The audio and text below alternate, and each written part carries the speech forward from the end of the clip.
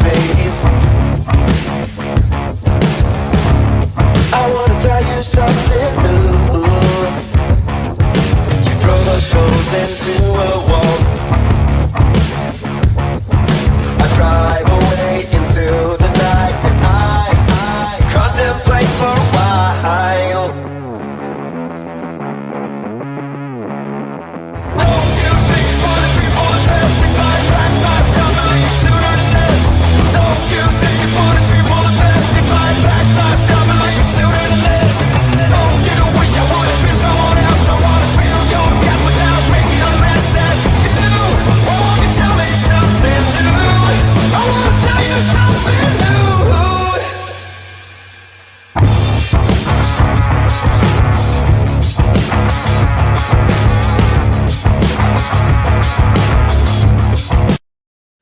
Yes, guys, welcome. This is your match rating show, guys, for the game between Liverpool and West Ham from last night. I did a mini match reaction yesterday with Luke as well from the 1892 Reds podcast, but we will do another match reaction, a little bit, go into it a little bit here with Cav as well. Cav, how are you, mate? Oh, I'm great. Yeah, I'm doing really well, actually. Pleased with the result last night. So, yeah, good vibes. The good vibes continue. Excellent. Stream Elements are actually in the house doing their job. Big up Stream Elements. They are getting rid of bots. How are you anyway, mate? You okay? Yeah, I'm not too bad, actually. So we finally, looks like we've got like sort of a deadline now when we know Penny will be home today as well. So, great. So, yeah, things are going good. Good. So you've got a date to look forward to, you know, yeah, plan around. Yeah, exactly. Perfect. Sort of know when everything's going to happen now. And yeah, Liverpool won back-to-back games, and it's the weekend coming up. I mean, exactly. It's good time. Exactly. What's not to be happy about? Exactly. If anyone's miserable, fuck off. Right. Big up, Danny. How you doing? Cav in the chat, sending everyone smash a like. Big up, Ravi. Captain Sal. Obviously, Stream Elements doing their job. How you doing, Ravi? Cav, you ready for Forest? Absolutely, Ravi. Absolutely. Is it Nottingham's not far from you, is it? No, Nottingham's right next door. Yeah. Right next to you, exactly. Big up to everyone. Monday in the chat. The sports capital.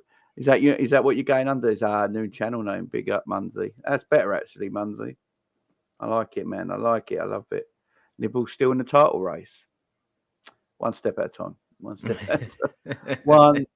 at a time, guys. So, guys, don't forget, there's already 20 people in here. Don't forget the like button on your way in. Fun button underneath the video is free to press. Just go and press it and give this video a like. It helps with the algorithm, guys. So I really would appreciate that. Big up Aaron as well in the chat. Hope you're doing well, my friend. Hope you're doing good. So, guys, we are going to talk about. That is one thing I was going to talk about in the show as well. Don't worry, we'll get to it because this might be something that might happen. Right. We're going to talk about the game yesterday, guys. Obviously, Liverpool won, West Ham 0. Liverpool winning back-to-back games in the Premier League. 3 games in all competitions, Cav. How are you feeling? Well, it's the best we've felt all season, I'm sure, as Liverpool fans, because we're actually seeing our team win games again. You know, no matter how the wins are coming, they're wins and they're 3 points. So, you know, we should all be enjoying the moment. Yeah, just looking at yesterday's game, for me, it goes down as one that's just satisfying. You know, it's not thrilling. It's not the best we're ever going to play. But every season we play West Ham, I always have a bit of concern because they're such a physical side and they can be difficult to break down. And then they have like little nifty forwards, like Fornells always seems to pop up and do well against us, but then disappears for the rest of the season. They have them type of players. And I always worry playing West Ham. So for me, it was all about just getting the 3 points, which obviously we did. So I was satisfied with yesterday.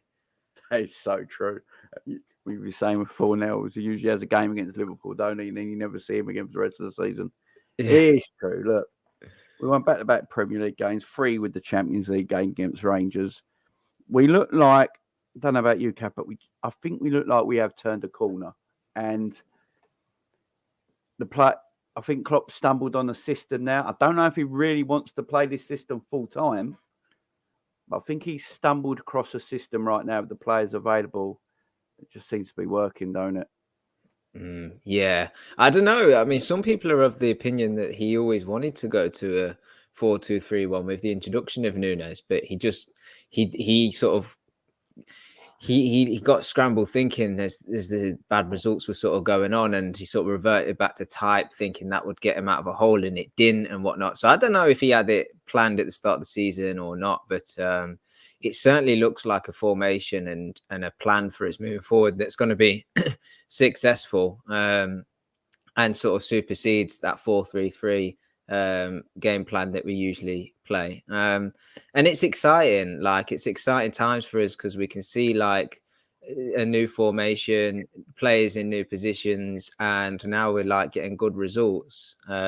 It's exciting for us as fans because we think, okay, we've got something to go with now. And it's a formation with an extra forward, which is always exciting. You know, you can get an extra creator on the pitch.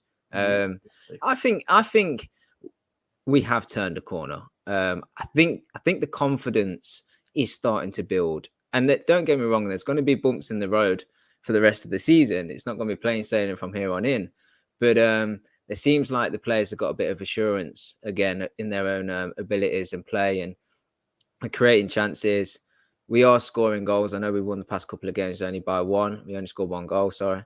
But just seems to be a bit more confidence in what we're doing. So I think we've turned a corner, and we've only got a few games to get through. And then we've got obviously the break with the World Cup. So if we've not turned a corner, then I don't know what we have to do to turn it. To be honest, I think the changes that have been made in the past few games has been the catalyst for this turning the corner, so to speak. I agree. I've got a little bit of news for everybody before we start the show. So my rant. I don't know if anyone saw my rant the other day on my video. Don't know if you saw it, Kev, but I've seen it. My Klopp rant. So yeah, it made some news somewhere, and so a certain newspaper got in touch with me. Okay. And they want to give me an interview on Monday. Right. And a certain radio broadcaster called Talk Sport tried to ban me. Tried to ban you? What did they try and ban? Apparently what I said was libel. So what, they tried to ban what, you on YouTube or? Yeah. Oh, right. So yeah, they didn't like what I said. Apparently I just spoke the truth, in my opinion. Spoke facts, as people say. But yeah, and a certain newspaper wants to interview me and think what I said was really good and came from the heart, and they think there should be more like that. So they want to give me an interview on Monday. Yeah, fight the fight, Jamie. Which I'm down to do, by the way, you know. I am sick of biased journalism in the media. It gets on my nerves. So, you know, if I could be a little voice that gets a bit of something different out there and create something, yeah, I'm all for it. But yeah, there's some arseholes in the world. Namely, Talk. Yeah. That's good though. Fight the fight, fly the flag for us Liverpool fans, you know. It's all, like you say, you're speaking a lot of facts, you know, and if people don't believe you, they should go and read up on it themselves. But it is true, a lot of what you're saying. I won't go into the details of it. It's putting our club in such a negative light, and it's not true. It's not true, these things that are happening, you know. So yeah, exactly. I've said it before. I spoke about it so much at the start of the season. Liverpool Football Club, whether you support us or you don't, you're a neutral, right? You should be looking at our club and frigging thanking us for what we're doing and how we're managing to compete with these clubs. And I hate the bad media and press and everything we get, because it's a joke. We should be freaking held in the highest esteem, not beaten down at every opportunity. And the same goes for our manager. Jesus, how can anyone slander our manager when he's one of the greatest managers that's ever lived? And he's not just a good football manager, he's a good man. Like, he speaks about things that are going on in the world. He doesn't shy away from it. You know, he's brave enough to speak on behalf of people like yourself and I and people in the chat, you know, everyday people that love football. He speaks on our behalf. He doesn't shy away from it. He doesn't take, you know, think he's above everybody. He's a man of the people. And some people just I hate when people take what he says and just put a spin on it to beat him down and beat the club down. It's just it's the opposite of what we should be getting as a club. And a certain other newspaper that I won't mention asked if they could use one of my clips in their YouTube thing. And I basically replied to them to suck my cock. So, yeah, that's basically... Yeah. Well, you all know the newspaper I'm talking about, and they can fuck off. Yeah. It hits so many things. I didn't think it's just me being a YouTuber, little YouTuber just ranting on something. Apparently caught a few headlines on people. So it's amazing who watches what, to be fair, out there. So yeah. Right, let's get on with it. What I will say about the game, I see what a lot of people are saying is I hate Salah touching the byline and stuff like that. I understand it. I don't like it either. But if it's for the benefit of the team and we're winning, are we all right with it at this moment in time? So someone like Salah not playing maybe the position we want him to play in, but if we're winning games of football, do we just go for it for now and just leave it be? It's an hard one, because we all want to see Mo scoring goals, but we want to see Liverpool Football Club getting 3 points every week, don't we? And I think that's more important at the moment. Exactly, and we love Mo Central, but if the man playing Central, a la Darwin Nunez, is playing well and scoring goals, and we're winning games, so be it. Is what it is. You know, if we had no other option up front, or our option up front wasn't as prolific as Nunez has been, then yeah, I'd be totally flying the flag for getting Mo more central. But there's a good option there, and we're winning games with Nunez in at the top, and if that means Salah has to play out on the right, then he plays out on the right. And if Nunez stops scoring and stops being so effective, then you put Salah back central. It's just it is what it is. It's like that conversation where you got like two really good players in the same position. You're like, which one do you play? Like, don't try to squeeze them both in. Just pick the man that's on form. And then if he drops out of form, you're playing the next man. That's just football, isn't it? Players in form should stay in the team no matter who they are. Yeah, and I made the point the other day that like Liverpool haven't been at their free-flowing best, but when they are, Salah gets plenty of chances. Like, he'll score plenty of goals. The thing at the minute is, the reason we want to move Mo central is because like Liverpool aren't playing as well as they usually do. They aren't dominating games like they usually do. So he's not quite getting the chances in that right inside forward position. But yeah, moving him central is a solution. But also if the team just plays better and starts creating chances for the forwards, then he'll get chances and he'll score the goals that he has been from that same position for 5-6 years, Yeah. Certain player is back. It's true. He could feature against Forest. Big up, Ravi. Thank you very much. Jamie, I respect you. Don't lie to the viewers. You have built yourself in your channel. And yeah, I mean, that's the way you got to be, man. Just be yourself, I do think people ain't stupid and they can tell if you're not being real. Do you know what I mean? So I'm just who I am. I can be a bit of a prick sometimes. I can be a nice guy. It's just the way I am, Well, the problem they had, I don't know what continuous problem they had, but I actually tried calling in last night on the debate show they were having and trying to basically, the researchers took my call. And then when they put me through, they realised who I was and hung up on me. Yeah. It's just sad, ain't it? It's just really sad. Yeah, when you hear some of the people that like go on that as well, like I do listen to TalkSport from time to time, and when they have fans call in and stuff, some of the nonsense you hear, it's just like, come on, they're acting like they're above all of this. Like, this is what their show's built on now, is like controversial opinions and what have you, clickbaity stuff. So like, why are they now trying to play that card where your opinion isn't valid and that they don't want it on the show? Jamie, take it as you're telling some home truths and they can't handle it, or they don't want to publish it because it goes against what they want to put out there on their show, and what gets clicks. Yeah, exactly. Right, guys, I want to start this show today by talking about Darwin Nunez, because he's someone who comes in for a lot of flack from not just rival fans, our own fans. You know, I know some Liverpool YouTubers who just don't rate him at all and wish he weren't a part of the club, but he's got the same amount of goals as a certain Gabriel Jesus this season, and one's apparently a flop and one's generational. So we got to be careful. With Darwin Nunez, I look at him as every time I watch him, I don't know about you, Kev, I can tell there's a player there. There's definitely a player there, and at the moment he's raw. He's a bit green.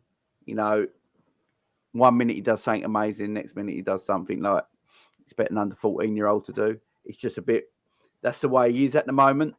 But I watch him play, and he's got something about him. I mean, yesterday, look, apparently he's got no confidence.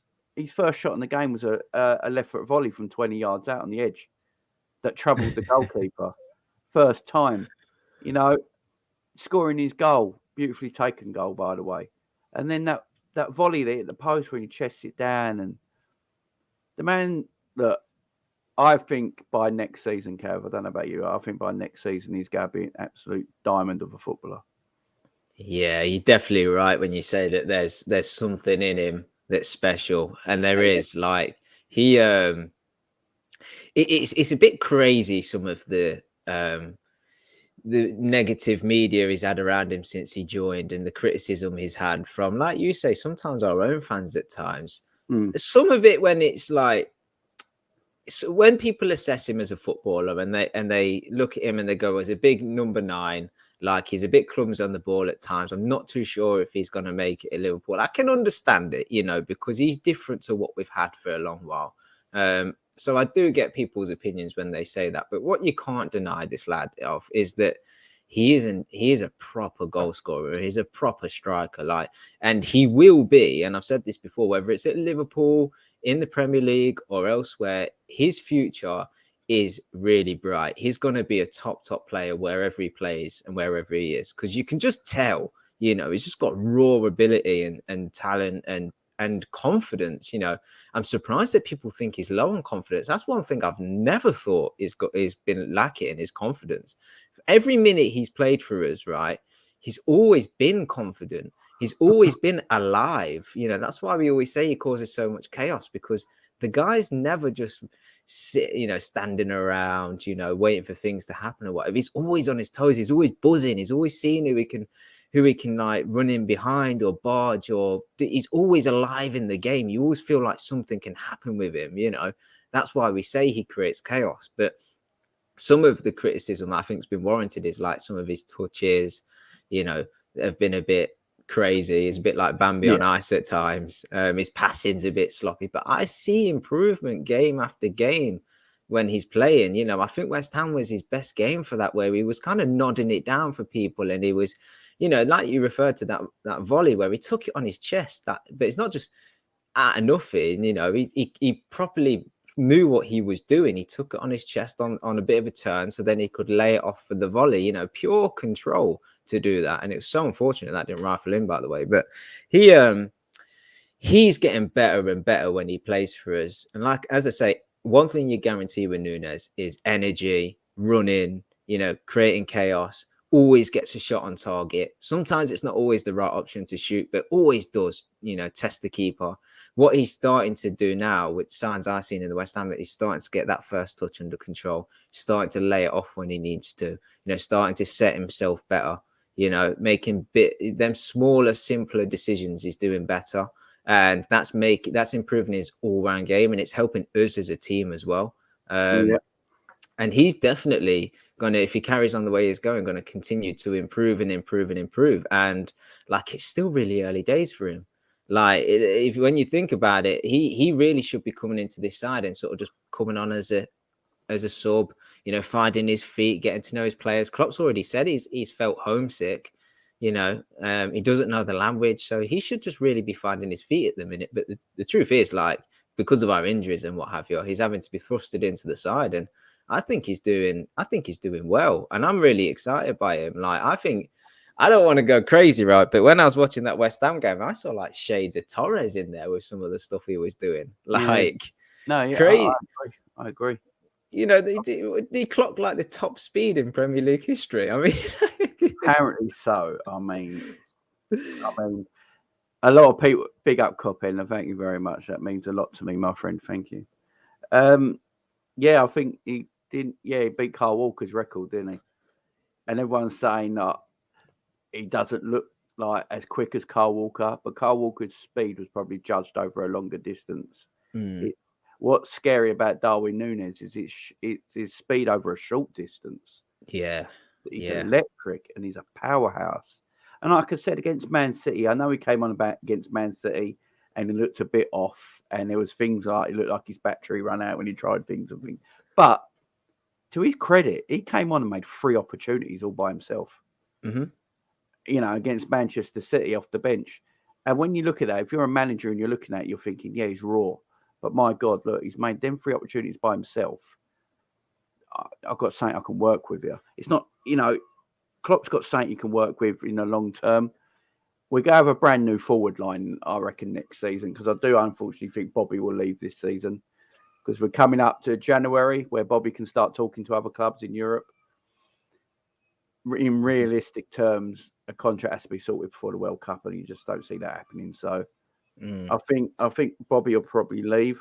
Well, it leaves us with a different strike force coming next season of that we've not really, you know, it would just be down to Sally, the original one, Darwin, Jota, Luis Diaz. Exciting because they're all quality. Yeah. But Darwin Nunez, you say, I think there's a lot to his game. The one thing, if he, when I assess that West Ham performance, on occasion, like he's shooting first time and he's testing the keeper, I feel like on occasion, if he just sort of if he picked his head up and squared the ball to like, which at the minute it looks like Salah who's in them positions, but whoever it is, you know, moving forward, if he picked his head up a bit more, he could play in a pass a bit better, or he could take the ball down, set himself, get a shot away differently. You know, that first volley he had, it was great, and he tested the keeper, but the chances of hitting the back of the net with that are a bit slim. So, although it's good, you're shooting, you're hitting the target, there's a chance you can score. If you take that down and sort of chop back in, you know, you've probably got a better chance of scoring. So, his decision making, you know, if that improves in them final moments where he's in front of goal, then he almost put in a perfect striking performance for me against West Ham, you know. So I don't think he's got a lot to improve on, because he's already impacting this team in such a positive way. It's just them final, you know, little tweaks, which will come, you know, as the weeks go on, Salah's going to start barking at him to square it. And so he's going to learn that he needs to do that. You know, he's going to keep shooting and the shots are going to keep getting saved because he keeps banging them down the throat of the goalkeeper.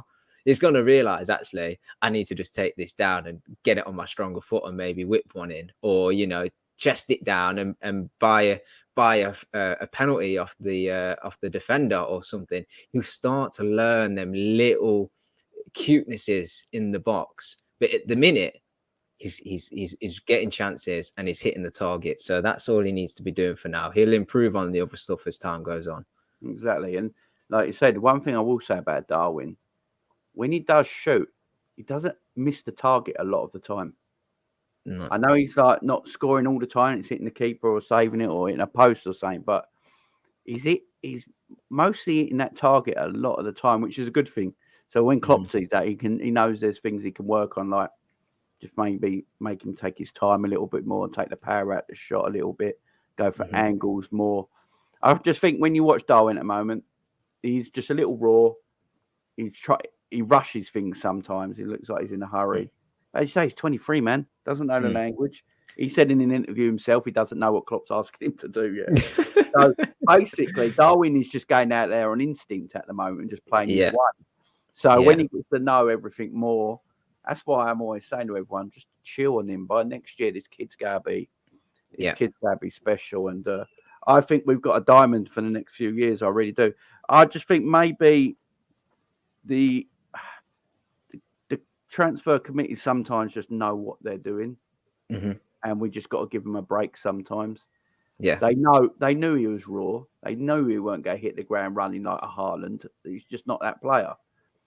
But they see something in him in the years to come. And yeah, I think in the years to come, he's going to be a special player. And I think with the injuries at the moment, it might benefit him as well because he's going to play every week now. Mm-hmm. I think this team of Bobby, Carvalho, Darwin, Salah, they're all going to basically play week in, week out now till the World Cup. And I think it could benefit him. I mean, Nunez could easily get 4 or 5 goals before he goes to the World Cup. And if he gets that, I think he's on 10 this season. Yeah. So it's a good start for him. It is. It is a very good start when you look back at the minutes he's played and like what he's done. You know, he's scoring goals. You know, could you imagine if he wasn't scoring goals? You know, we'd all be a bit concerned. But at the minute, he's not Bobby level, you know, with control and linking up play and being integral to the side. But he's got pace, he's got power, and he's scoring goals. And for a forward, that's all. The important thing is you put the ball in the back of the net, and that's what he's doing when he plays. And he's a constant threat, you know, with most opportunities that come to him. Let's bear in mind as well, a lot of the chances he's getting he's creating himself. I know that he scored yesterday with a cross from Sima Cass, but how many times has the ball been played? How many times has that ball been played into strikers of old? Yet since Nunez has been in there, them balls haven't been played in. But the first time I've really seen, you know, a deep cross from Sima Cass, which is what you come to expect from Sima Cass, his movement's good, his timing's good, gets a good connection on it, and he scores. You know, that goal yesterday is exactly the type of goal I was expecting Nunez to get this season, because I expected Trent to be, you know, the usual Trent and just be whipping them balls in all day. You know, whether it's Robbo or Sima Cass, you know, they'll be crossing the ball into the box. And I just thought this guy would just be eating them all up. But the service just hasn't been there. So he's not been able to do it. You know, he did it last night. But everything else he's having to create himself. You know, all the other shots. I know Thiago played a beautiful ball over to him. I just got to do something, all right? Yeah. Thiago played a beautiful ball over to him. You know, and he got the shot away on target. But the other one, the volley, he's took it down on the chest and he's had a shot at goal. That's all himself. You know, against Man City, he's picking the ball up on the left and he's speeding down the byline and he's having a shot at goal. He's whipping it across the Trent. I mean, that's all his own doing. You know, he's not picking the ball up, you know, from deep crosses or cutbacks. You know, think back to a time where you've seen Trent or Sima Cass get to the byline and pull a ball back for him. It's not really happening, but that's what we've, you know, I think when we signed Nunez, we'd expected from him is he'll just be that fox in the box to tuck him away. Unfortunately, the service just hasn't been there for him. But let me know, you guys let me know in the chat what you think to Nunez, because I know the fan base is, I wouldn't say torn, but there are people out there that just they're not convinced. And his performances for me have justified the purchase of him. Forget the fee, because the money's money. And if you want a player of that caliber, you know, you pay them kind of rates, you know, nowadays in football. But if you just let me know whether you think he's been a worthwhile signing for Liverpool, what you think his future is, you know. As I say, I think his game can be improved on just his touch, his link up. And I just think that will come in time, you know. So just let me guys know what you think. Yeah, Aaron, Carvalho. I mean, we'll go into player ratings, but Jamie, you're back. There you go. I just finished up on Nunez. Just say, yeah, I just telling the guys in the chat. I just think purely if he can just play with this team more and more often, and over time he can just link up play with the guys around him. Also, everybody else getting to know his game as well. Like, you know, if he's going to constantly take that first time shot at goal and constantly hit the target, if you're Salah, you're thinking, you know what? If the ball's not going to be squared, I'm going to make sure I'm in on that keeper. As soon as I see Darwin Nunez, merging his name. Nunez. If I'm Salah and I'm thinking, as soon as I see Darwin pick up the ball and I know he's going to have a shot, so I tell you what, if it rebounds, I'm going to eat that up. You know, they're the little things that everybody else needs to sort of learn about him, as well as him learning about the team around him. You know, so they ain't going to let you forget this now. Nunez. Oh dear. No, he was great. Do you know what? I think he's crossing in the box you were talking about. I think Darwin prefers it from the left than the right. By the look of the way his body position is, the way he hugs the left-hand side, and the way he runs, I do think he prefers the cross from the left-hand side than from the from Trent's side, because I don't think he's in that position. I think he's in a better position for that left side post area for when crosses come in. So that might be something they might look at as well going forward. As you say, them little things as well, because when he shoots, he mostly hits the target. Jota's fit, man. He's in and around that goalkeeper when that happens. I'm telling you, that's Jota. That's Jota territory. That is Jota territory. But yeah, Mo playing that a bit wider at the moment. Look, I thought Mo was all right last night. I didn't think he was too bad. Could have had 2 goals easily. There was that time when he dragged the ball into his left foot and he just got in front of the goalkeeper, but put too much on it, went past. And that time when he dragged it on his left foot again, and he went 1-on-1 with the keeper, but the ball went to the keeper before Mo could get there. So it's just a couple of Mo could have got there onto them balls. He would have scored 2 goals himself. So he's still playing well. It was just a bit more, it was on the cusp of everything last night. That's all it was. Game was about Darwin.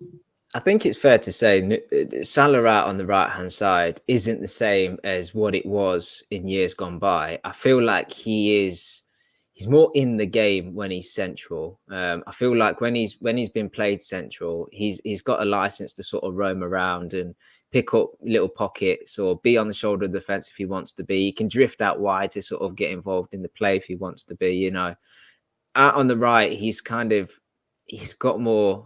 less license to roam, and he kind of has to stick to that position. He has to offer width at times as well as trying to cut in and be an inside forward. But you can only be an inside forward if the team around you are playing well and they're giving you the service, because otherwise it's just a lost position. You need Trent to be overlapping or playing through balls. You need quick transitions. You need to be on the back post from crosses that come in from the left.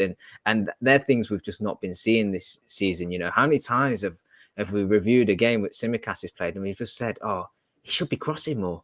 He's just constantly getting to the final third of the pitch and he's turning back, or he's making a decision whereby he's not creating a threat by putting the ball in the box, because there's been goals where Salah just Robbo's crossed it and Salah's been on the back stick, took it away with either his feet or his head, but they're just, them opportunities just aren't there at the minute. So everything he's having to do, he's having to pick up the ball on the right hand side, go by 2 or 3 people and then try and score. It's just, it's a position for him that's not really benefiting him at the minute, as I say. But I think I like Salah central, but obviously with the injuries issue, I'd keep Nunez there and keep Salah on the right, because obviously we've not got many forwards at the minute with Jota and Diaz out.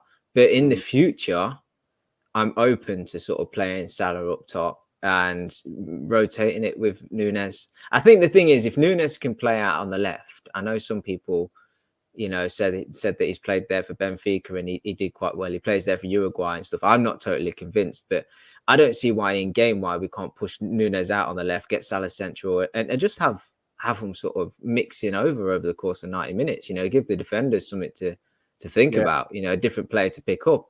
I don't think it should be so rigid as, wherever you start the game, that's where you've got to be.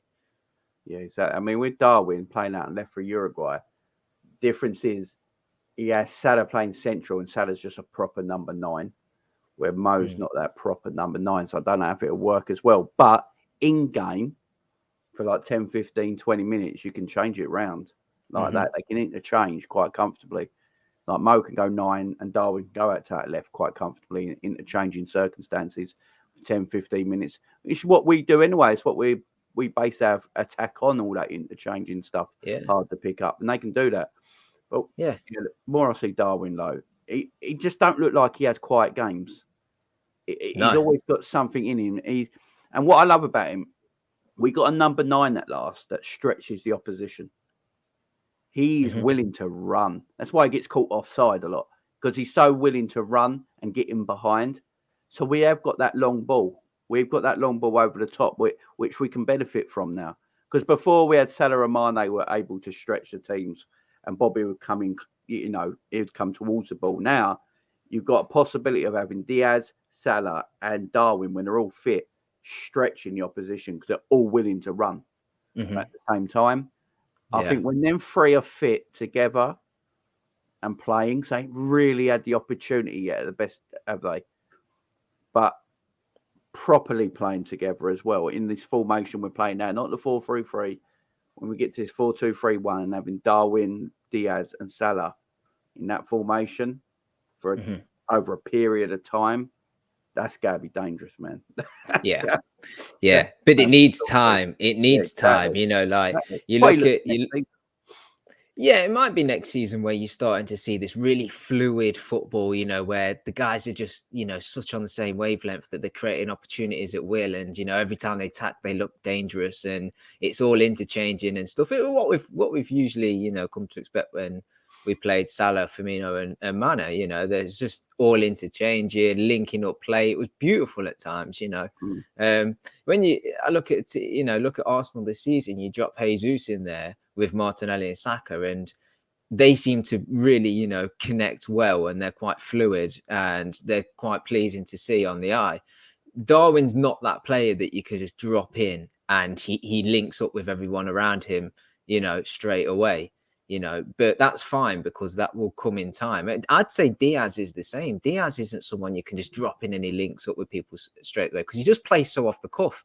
You know, everyone around him, you know, whether it be the forward or Robertson or whoever, don't know what this guy's going to do. Is he going to go to the byline? Is he going to cut in? Is he going to continue to try cut in again and then to get a shot away? Is he going to cross? Is he going to put it back? I don't know. He does everything, but you know, it will take time for that fluidity to come. And I tell you what, when it does, that forward line could bang, I tell you, because they've got everything. And if they're effective at the minute playing their own game, then when they play together as a team and as a forward attack, wow, that could be scary, you know. Yeah, definitely.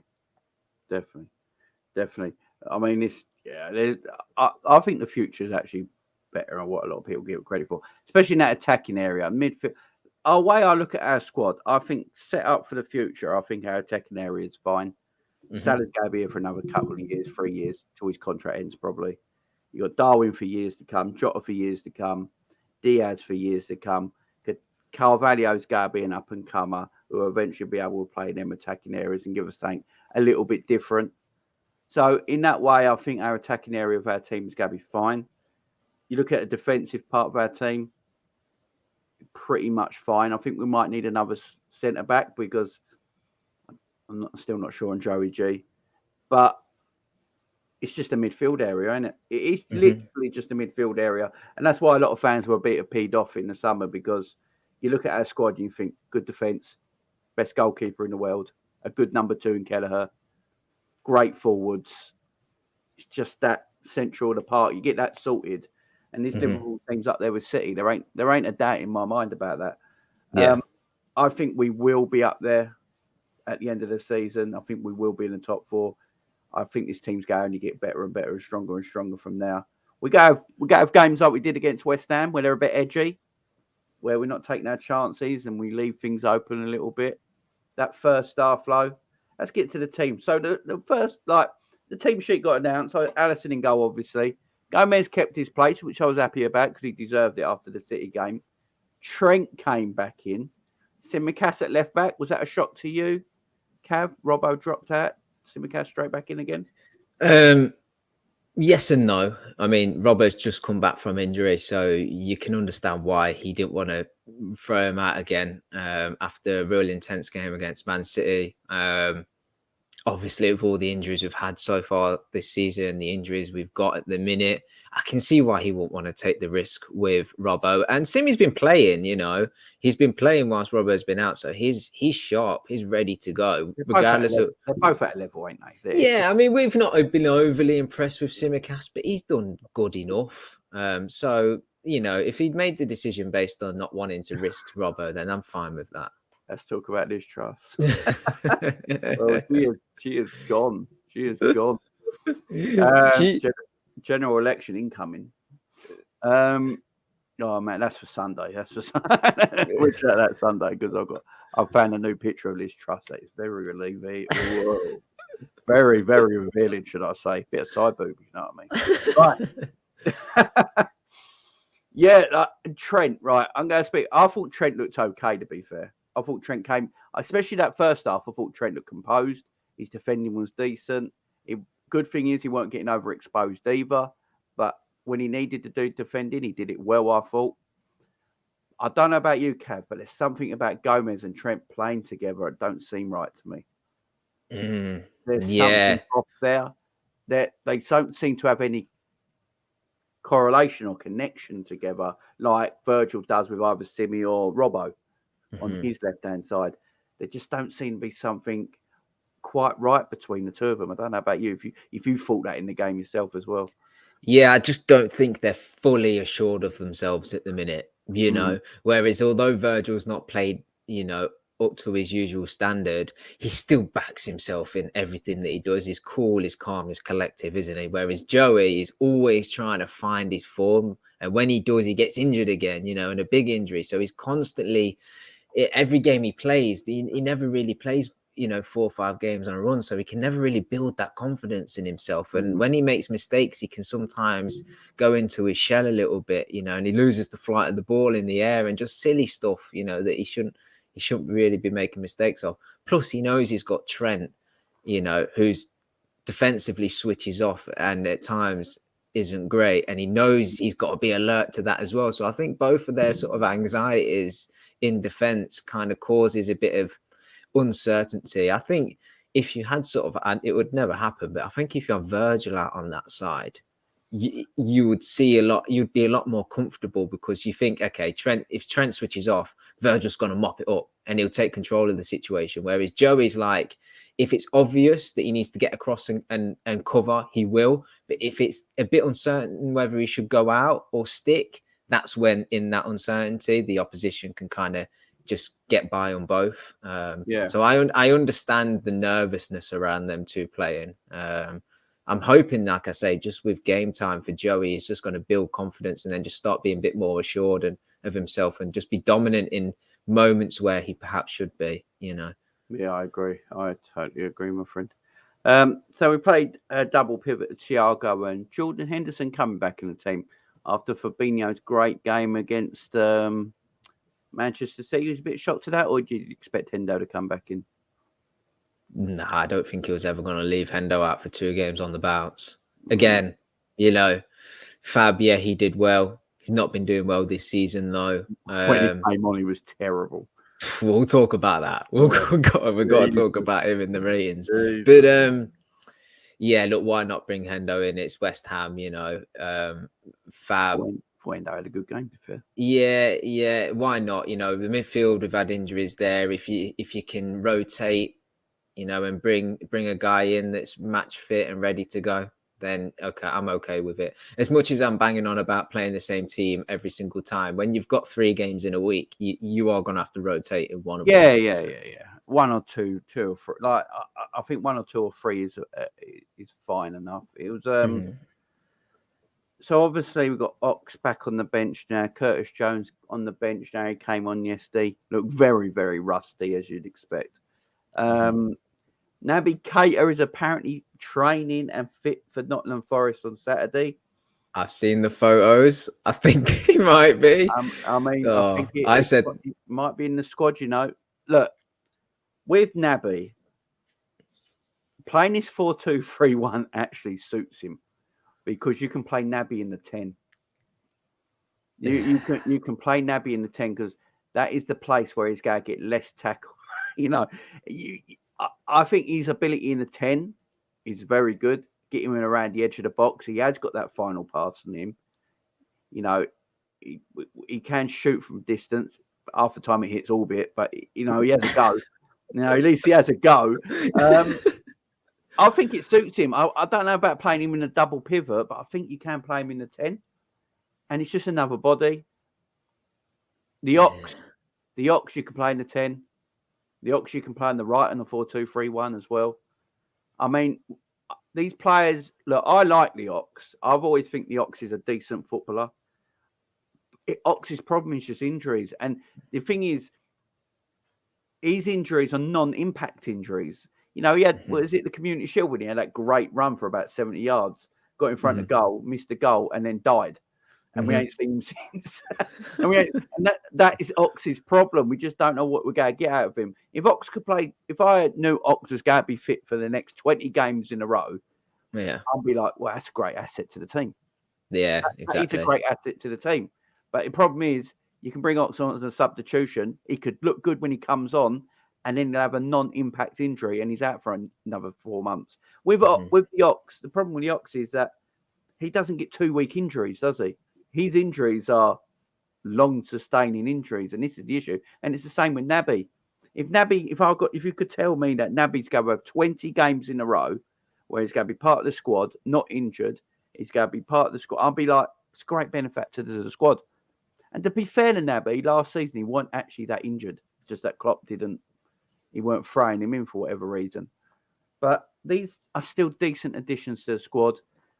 If we can finish this half season now to the World Cup, I think we've got 6 games left with Champions League and Premier League, ain't we? If we can finish the season now, the half season to the World Cup, our fixtures are quite good. I think Spurs is the only difficult fixture we got till the World Cup starts. We can get we can get majority of 3 points in every game and look at a draw against Spurs, say, we leave ourselves brilliantly for when we come back after the World Cup for a good run. Because we'll be in a very, very, very good position. And if Klopp has a proper fresh team, no injuries, Diaz will be back after the World Cup because he said his injury was only 6 weeks. So he'll be back after the World Cup. Unfortunately, Jota's going to be out for a while. He's missing the World Cup. I feel for him badly. But apart from Jota, we could possibly have everyone available, fingers crossed. And Klopp could just look at it and go, let's just go for it. Let's go for it. That's why I think Klopp's just going for it now. I think he's thinking, stuff it. Let's put everyone on. Let's put all the attackers on. Let's put all the boys on. Yeah, we've got no attackers on the bench to bring off. But he's like, let's try and get the games won. Let's try and get it done. And I think that's the way to go at the moment. We ain't in any position where we can rest at the moment. We've just got to make sure we keep up to with everyone. What annoys me the most, Cav, is I watched this team play the last 2 weeks, and I'm thinking, how have we started the season so badly? When I look at these players, I'm thinking, this is a top 3 squad in the Premier League. How are we? It just shows that I think a lot of it's mentality as well. Yeah. Discipline, not doing the basics, things like that. Because when you hear Klopp talk, he gets frustrated because he thinks that's what it is. We're not doing the basics. It's a mentality problem. It's not all this fatigue and tired and stuff. I don't think it's true because they don't look tired to me now. So I think it is just that. But hopefully we get the speed. And as Danny said, maybe spend some money in January. It would be nice. I think that would give the team a massive boost, though, if we could bring a midfielder in January. It really would. I think it's still needed, though. Like we said when we spoke a few weeks back that we really hope that regardless of our situation in January, and we spoke as though like Liverpool were going to turn a corner and that we'd start playing well and we'll get some other injured players back. We said regardless if that's the case, we still want us to sign a midfielder in January because you're going to need 2 or 3 come the summer anyway. So get one done early because it doesn't only help us now, but it's one less that we need in the summer to try and do. And we look less desperate in the summer as well when we go for the second and third one. So it's great that we seem to have turned a corner. I'm in agreement with you. I think if we can get a few good, our remaining games up into the World Cup, if we can get the 3 points in all of them, then we're suddenly in a position where, look, we don't want to be, because at the start of the season, we would say we want to be top. We definitely don't want to be where we'll be come that point. But after the start we've had, we're like, okay, we're still in touching distance of the top, top 4, top 3, maybe even the top 2. I think Man City at the minute, without checking the table, they're only 7 points ahead of us, which is crazy when you think about the bad start that we've had. Exactly. So we could go into this World Cup, feel like we've had the worst stint of our season already been and done. We've had an injury crisis. We've overcome that. We've got players coming back. We're not in a league position we want to be, but we're still, got the boys in sight that are at the top of the table. If we can get a good run to go together, we can catch them and overtake them and finish strong. We'll be through, hopefully, in the Champions League. So suddenly you go into the second half of the season with everything to fight for, and it's looking a lot more positive. But regardless of all that, I still think we need to sign in January to just, like definitely. you say, give this team a boost, future plan. Because as I say, we need players bringing into this squad now. And go on, sorry. Yeah, I was about to say, this is our next we've only got 4 Premier League games left till the World Cup. Nottingham Forest away, Leeds at home, Spurs away, Southampton at home. They're our next 4 games in the league till and then the World Cup starts. Yeah, and at least 10 points from them 4 games. The pleasing thing as well is I know away at Spurs might be difficult. And people can say what they want about Spurs. Yeah, I watched them against United and they were absolutely terrible. Shocking, honestly, I've not seen such a one-sided game in such a long They've time. only play one way, Spurs. That is the only problem with Conte. Mm-hmm.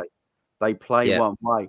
And a lot of people have been saying that the way Tottenham are playing is not sustainable for the rest of our whole season. Because the problem is Tottenham haven't got the players that Conte had at Chelsea, Conte had at Juventus to play this way, and the squad. He just hasn't got that at Tottenham. You take Kane and Son out of this team, Spurs are pretty mid-table, if you ask me. Yeah. I mean, so he hasn't really got the squad to do what he wants to do with it. So I think we can get points, but if we can get 10 points out of them last 4 games before we finish and qualify for the Champions League, and hopefully no more injuries, and then we get everyone back after the World Cup, I think we got a great fight towards the end of the season. I'd snap your hand off at that now. The no more injuries one, especially. But I think we will go through the Champions League, be it the position we're in now. Spurs, as bad as they've been, that'll still be a tough fixture. Don't get it. Will be tough. Yeah, it'll be hard. Son will suddenly find his frigging form again, and Kane will be up to his usual tricks. That'll be a tough fixture. But I'm pleased that we're playing Leeds at home. Because Ellen Road, with the crowd and stuff, that can sometimes be a bit of a tough game on its day. And we've got Southampton at home, Leeds at home, and Forest away a couple of days. Forest away isn't. You should be winning Forest away. I mean, let's face it. Terrible. Yeah, it's not the hardest away day you're going to have. So yeah, the fixtures are promising for us. Especially with our injuries going into I feel like we've got enough, even with Jota and Diaz out, to go and beat them teams. So like you said, we just got to drag ourselves over the line, so to speak, get to that break for the World Cup, and then see where we return. I mean, we've got guys going off to the World Cup, so we've got to see how they return as well. It's gonna be funny. Panel says, imagine if we go on a great run and then take over City only to be beaten to the finish line by Arsenal of all teams. I'll tell you what, if that happens and we put a run on, there is no way we're not chasing down Arsenal. I'm sorry. If we can almost chase down City in the title race, Arsenal are not in that caliber. Yeah. Just take yourselves back to the previous seasons around March, April, May time, and think of them fixtures where you're neck and neck in a title race. The pressure is so much bigger than the games have been already this season. Because you can't afford to drop points. The teams know you're in a title race, so they raise their game, and that pressure of having to win every single game is something that Arsenal, if they're in a title race at that point, wouldn't have experienced, or certainly this team that they've got at the minute wouldn't have experienced. So if we're fighting against Arsenal and Man City, our experience should show through. But let's not get ahead of ourselves, because that is exactly. I mean, look, if I look at the league, so the league table, let's have a look at the league table. So we sit right now in 7th after that win. We've only played 10 games. Newcastle above us have played 11. And Tottenham have played 11 as well. They're on 23. So if we do get 10 points out of our next 4 games, that'll put us on 26 points. Arsenal right now are on 27. Man City on 23. Tottenham on 23. So we can catch up very, very quickly. Chelsea at the moment are on 20, so they're like 4 points in front of us. If we finish around that 5th, 4th place spot by the time we go to the World Cup, yeah, I'm happy with that. Yeah, I'm happy with that. yeah, I really am. yeah. Because you'd like to think if we're in 4th place, 5th place, come the World Cup, and the remainder of the season we'll cement that 4th place, and that's got to be the main target at the minute now.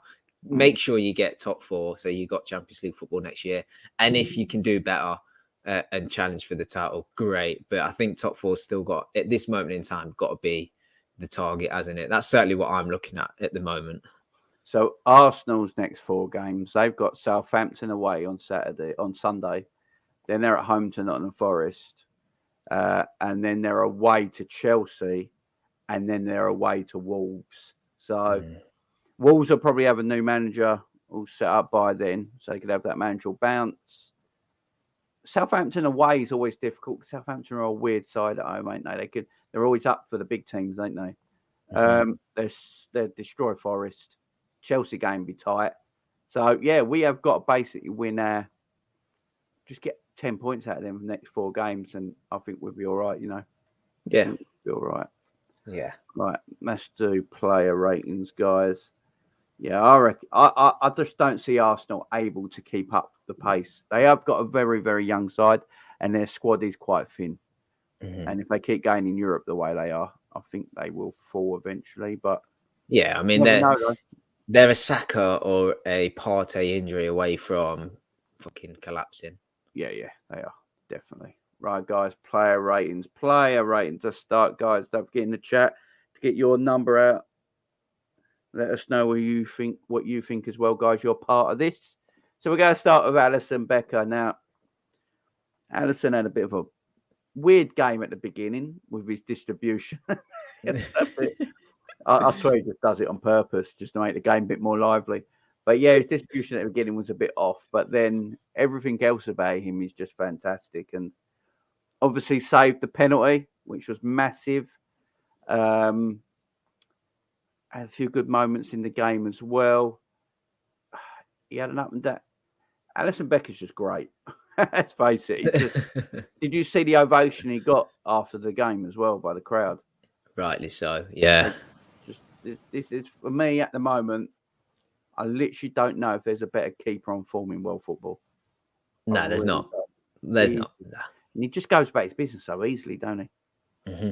So assured in himself now, you know, all of them I know, like, yeah, he gave the ball to Rice fucking twice in a row, didn't he? But like, he's so assured in himself now. Like, he's perfected almost everything that you'd need as a goalkeeper. Like, he's incredible. We're so lucky to have him. And like you say, he's the best in the world at the minute.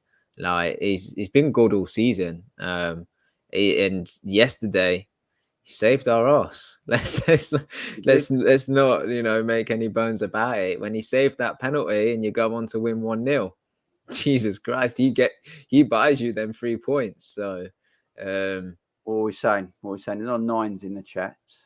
I would go with 9. I would go with 9 because yes, he saved the penalty, and like I said, that got us the 3 points. But it weren't as if he was having to pull off 5 incredible saves in the game. You know, everything he had to do, he dealt with, and then he got them 2 kicks at the beginning of the game as well, didn't he? Which was a little sus. But you know, as you say, Alistair, I think he's Jurgen Klopp's best signing, and I know Virgil's part of that, Mo's part of that, Mane's part of that, Thiago's part of that, Matip's part of that, but I just think Alisson's our best signing under Jurgen Klopp. And I look at the season. We had all the injuries to the defence, and we still finished 3rd. Alisson was a big reason why that happened, by the way. Yeah, and he scored the goal. That basically got us there. I mean, I think if you had Virgil still in the team, but Adrian had to play all season, I think it'd be I think we concede a lot of goals. Yeah. Look, I'm not going to fight you on the whole. Is it the best? Alisson, Virgil, or Salah for me. I think they're the 3. Oh, really? See, mine isn't any of them No, three. No, for me, the best signing Klopp made was Mane. Mane. Yeah, Because Mane was a quality I one can as well. remember just thinking, I know we wouldn't have won anything without signing Virgil and Ali and shoring up that defense, but I can remember at the time we had obviously Coutinho, Firmino, and our attack was good, but it lacked so much pace. It lacked pace, and when Mane come in, he was just like a firework, and he just lit things up. And I always, from him coming in, he had that energy, he had that fight, he had that pace. He could score goals. He was getting assists. Like obviously his first game against Arsenal where he cut in and scored, he just brought so much excitement, and I think he was the game changer. I think he was the reason for our when he came in, our success, rocketed, and then we were able to sign the likes of Virgil and Ali. So Mane for me, I can't. I'm not going to fight you on any of the other names, but in my opinion, it would be Mane. Yeah, they're all great names, so to be fair, aren't Yeah. they? Panoff, yeah, he scored that goal against West Brom, didn't he? And then the tears came out because of his dad, wasn't it? Yeah. I think what Panoff's saying is like he didn't make save after save, and we have to knock him down a point because he didn't score. Because that's the standard of the man now. Oh, right. We rate him based on how many goals he scores now, or how many assists he gets.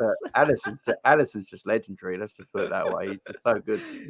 He's just so he literally. I don't know about you, Kev, but I never worry when I see him in goal. No, I literally have no fear. An Adrian playing, I'm like shitting myself. Do you know what I mean? Mm-hmm.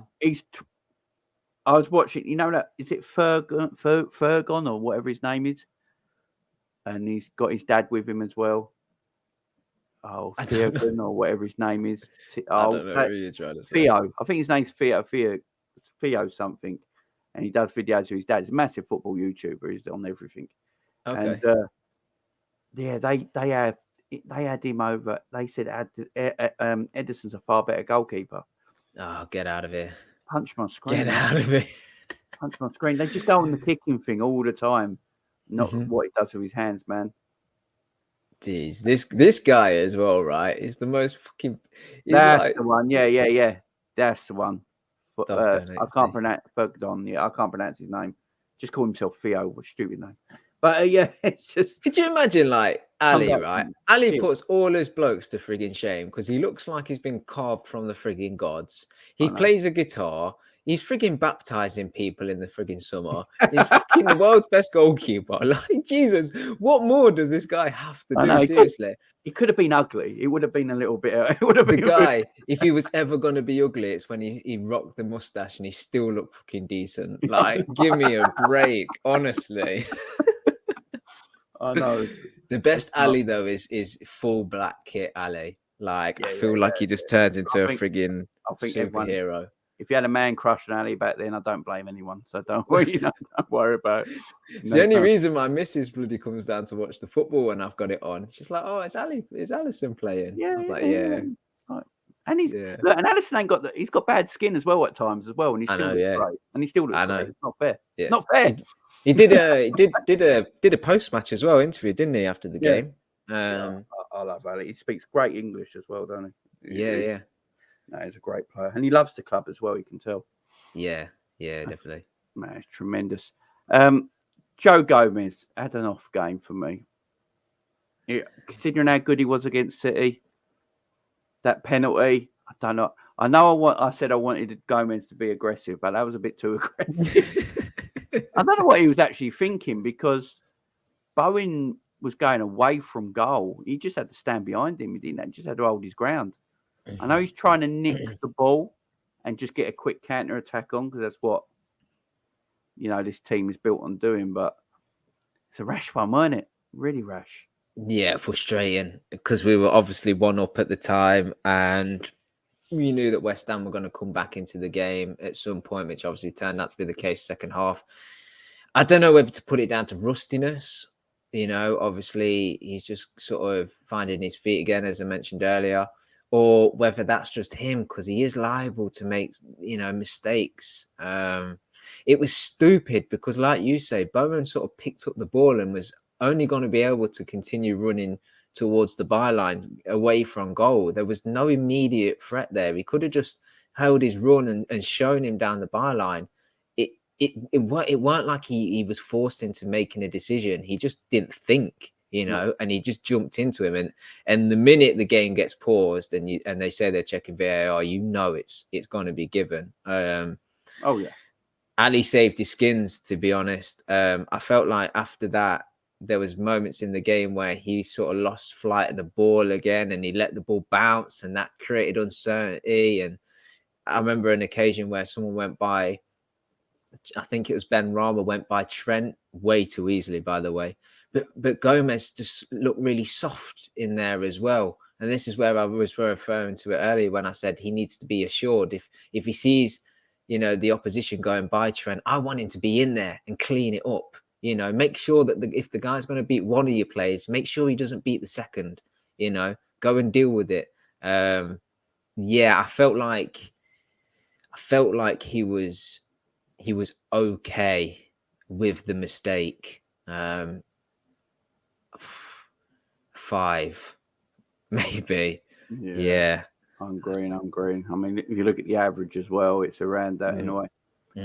Yeah, but as I say, maybe we should come to expect this from him, because he's not playing a lot of games. It's going to take time for him to really find his feet again. He had an exceptional game against Man City, but he has been played right back as well, so he's constantly switching positions. I give him the benefit of the doubt and just say it's rustiness, but I mean, let's hope he don't make that same mistake again. Yeah, I agree. So who's next on the list? Sima Cass got the all-important assist. Sima Cass is a weird one for me, because I always feel with Simi that when I watch him in a game, he can blow a bit hot and cold all match sometimes. You know what I mean? It's like sometimes he can look amazing. I'm thinking, oh, bloody hell, Sima Cass, that's amazing. And then like 5 minutes later, he can do something like, okay. It's like... But yesterday, I thought he had a reasonably good game all the way through, to be fair. Coming in for Robbo again. I do like the fact we've got 2 great left backs.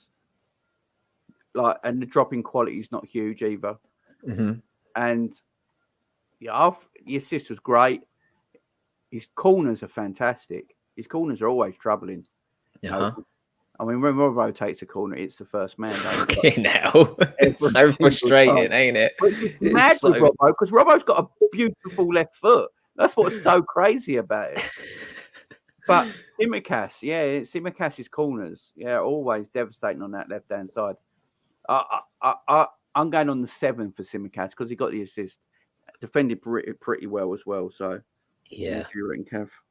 Yeah, like his overall performance for me is a 6, but he got the assist for the only goal that we got in the game. So I'm going to bump him up to a 7 for that. Just like you said, look, he is the number 2 left back, but he's a good number 2.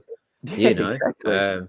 And the one thing I mentioned it earlier, that goal that Nunez scored and that cross is just what I expect when Semi steps on the pitch. I expect them deep crosses because he's so good at it. Robbo's a bit better at the underlap and getting the byline and pulling one back, but Simi's always been good in that cross from deep, and he's not been doing it in the games that he's played recently. But Nunez will be craving them type of crosses into the box. Them whipped crosses from deep where he's still got space to run into, whether it's across the front post or still between the defender and the goalkeeper. Them 5 yards, 2, 3, 4, 5 yards that are still there because you've crossed it early. Nunez will eat them up. They'll be his bread and butter. So Simi needs to make sure he keeps doing that. And fair play to him, he did. So. A bit gutted for Gerrard at Villa. Can't see him keeping his job now for losing a Fulham at the minute. Yeah, I mean, it's done. Jeez, are they losing, are they, at the minute? Yeah. It's a matter of time for Stevie. He had a bit of a resurgence, didn't he? A couple of good results that thought, okay, maybe he's turned the corner. But yeah, I think he's at major risk, especially if he might be gone if he loses to Fulham, to be honest with you. Well, there's rumblings that he's on his way in the way, I think. So, last few days, so I wouldn't be surprised. Trent Alexander-Arnold. What are we saying? What are we saying for Trenty? I don't want to be overly critical, but I do keep thinking back to that moment where Ben Rama picked up the ball and like didn't even do him with skill, just literally knocked the ball past him. Trent had him under full control and he still managed to get around him. And then if it weren't for bloody Milner pulling out some incredible heroics, we'd have dropped 2 points again and we'd be all sat here talking about another Trent mistake that's cost us. I feel like he's a bit more. I feel like this formation suits him better because he's a bit more. He doesn't go roaming. Yes. Don't go roaming as much, so he's more in that right back spot often. He seems a bit more switched on than he has been in games gone by. But yeah, I feel I can't give him any more than a 5, to be honest. I know some people in the chat saying they thought he was poor. Or poor this season. Sorry, yeah. No, I misread that. Yeah, he has been poor this season. Yeah, he was just okay. He was okay and then bad in moments. Yeah, I agree. Like the thing with this formation, though, it does limit Trent of what he does going forward. That is one problem. But what it stops him doing is cutting inside because he overlapped a couple of times last night. You know, and I was sitting there doing the watch and I was like shocked. Like he overlapped twice. I was like, Jesus Christ. It's like, and then no one gave him the ball. It's like, yeah. But that's what Trent used to do. He used to overlap all the time, putting great balls. He did get out forward a few times, putting some nice crosses, nice passing. Trent's always going to be a nice passer. That's not going to ever leave Trent. He's a given. Yeah. Always going to be a nice passer of the ball. But it does stop him being the attacking player we want him to be, because he's not the defensive fullback that you need if you're going to play this way. That makes sense. That's why Milner looked so good against City, because Milner thought, stuff it, I'm playing this formation, I'm going to just stay here. I'm not going to cross the halfway line. And because of that, he was able to defend better because he weren't tired. That's why Joe Gomez might look better playing in this formation with Gomez at right back at the moment. I have said, let's try Trent in right-sided midfield. You know, we went to 4-4-2 yesterday when Klopp made the substitutions. By the way, we've got to talk about it in a moment because they were diabolical substitutions. And I was wondering, just put Trent at right midfield. I think he can play it, but I think Klopp's just really resistant to do it. I think you play Gomez at right back and you play Trent at right midfield. Yes, it's going to be a little bit further forward for him, so he's going to have players coming in from behind him and to the side of him and in front of him, which he's not used to. But I just want to see, I want Trent to do what Trent does better than anyone in that attacking third. And we are limiting him, playing him at right back with this formation. Which would be more suited to someone like a Joe Gomez. So that's Klopp going forward, really. I'm not sure about the right midfield position. I think if we need to play him there, I'm not totally against it. But obviously the need should only be if we've got, injuries and there's no other options there. I just feel like Klopp needs to say to him, strictly just stick to the right-hand side of that pitch and dominate the right-hand side of the pitch, right? Don't go roaming in midfield or whatever. Don't go freaking up top. Right, don't feel like you have to cover the frigging centre backs or whatever. Just stick to the right side of midfield. I don't feel like him playing at right back and this formation does take away from his attacking threats, because he can do so much damage from deep, whether it's a switch ball across to Sima Cass, which we always know is effective as long as Sima Cass or Robbo, whoever's on the left side, as long as their first touch is good, they can break into so much space, because all the opposition players are all on our side of the pitch. A quick switch over, so much space to break into. So that the switch over to the likes of Diaz, whether it be out on the left wing or cutting across, he can pick them kind of passes out. He's got Nunez to hit now. He's got down the line to hit for Salah. He can do an overlap and either whip across in, or he can pull it back. He's got plenty of evidence to say that he can find someone out in the box. Like, I feel like he just needs to really concentrate on defending, concentrate on, getting back when he needs to, and then just do all his damage on the ball from that right-hand side of the pitch. I feel like his game, I think part of this, right, without going on about Trent too much, is I feel like he's been so good at right back, and it feels like he can do everything that Klopp's tried to give him so much license, because he's one of our more creative player, gave him so much license to get up the pitch and roam a bit more and like do whatever you can, get in shooting positions and stuff. And because that's not worked, I think we need to just not take one step back with Trent, but take a few steps back with Trent and just go back to basics. Play as just a right back. Don't try and do anything more, because let's face it, in this team, he'll find himself in positions where he'll pick his head up and he'll see the runners and then just play the ball. I feel like we've tried to really add to his game so much so that he's lost sight of some of the basics. And I think he just needs a more simplified game. As I say, we've sat here before and said, like, we've criticised him for not tracking back, being out of position and what have you. But we've said he's quite good defending one-on-one. Well, at the minute, he's not good defending one-on-one. Like, everybody that's taking him on's getting around him at the minute. That used to be his strength. Yeah. We've seen him mark out, Sane and all sorts of players. We've seen him do well against Neymar and some of the best forwards in the world. But at the minute, feels like when anybody runs at him, they're getting around him, and it's just panic stations. So, like I say, he needs to simplify his game, relearn what he needs to be doing as a right back, and then the other stuff will come again, Definitely agree. And remember, that is his first game back after a couple of weeks spell as well. So, we've got to give him a bit. But look, I trust Trent. I think he'll come and good again. He's too good not to, be it fair. Yeah, facts. Big up John Conway of the Super Chat as well, saying big up Jamie and Cav. Big up yourself, John Conway. Big up, John. Absolutely. Cheers, legend of the channel. I think someone said it earlier. I think it was Kings of Europe. I'm not sure. It might have been Kings of Europe. Was saying about he hasn't been the same since he put on a bit of muscle. I've seen a lot of people actually say that. I think someone spoke about it on ESPN the other day as well. That it might have. Sometimes you can bulk up a bit too much, and you lose a bit of your athleticism and speed from it.